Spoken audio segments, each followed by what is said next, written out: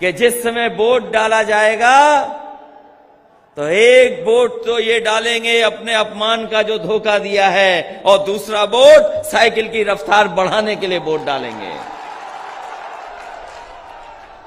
ये कैसे भारतीय जनता पार्टी के लोग हैं?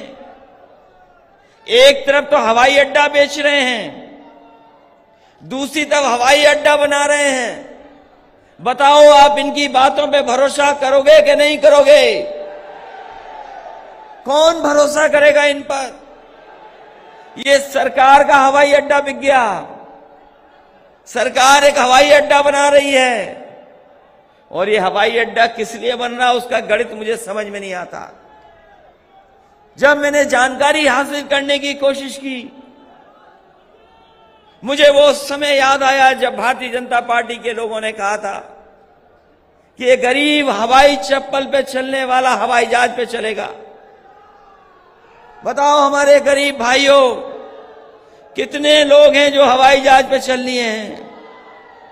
यही बीजेपी का नारा था कि हवाई चप्पल पहनने वाला हवाई जहाज पर बैठेगा।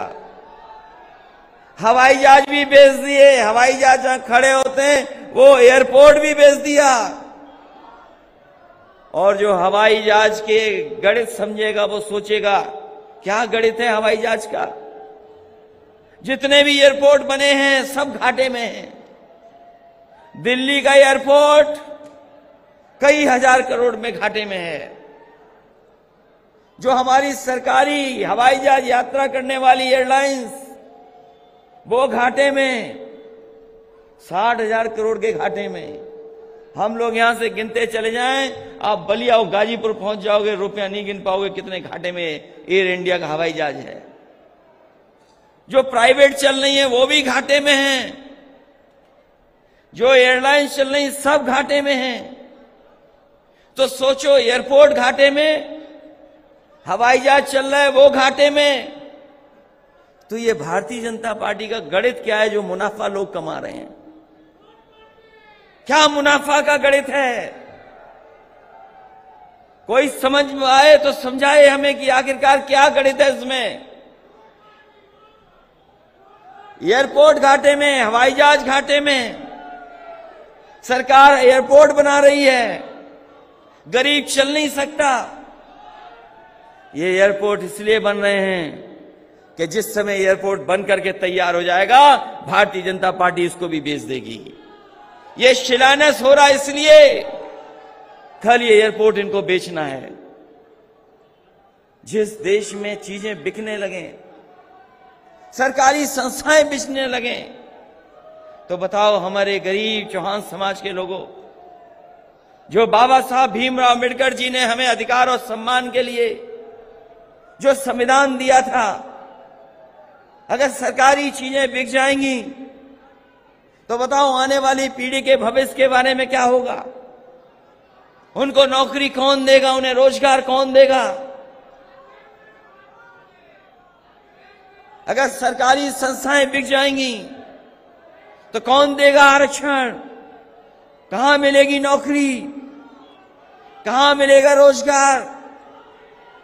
बड़े बड़े विज्ञापन अखबारों में छपते हैं कि ये दमदार सरकार है, दमदार सरकार है। बताइए दमदार सरकार हमारे किसानों के लिए क्या कर रही है? बताओ हमारे किसान भाइयों, यहां आए हो आप लोग, अपने संसाधन से आए, किसानों को कौन सी मदद सरकार कर रही है? यही भारतीय जनता पार्टी के लोगों ने कहा था कि किसानों की आय दोगुनी कर देंगे।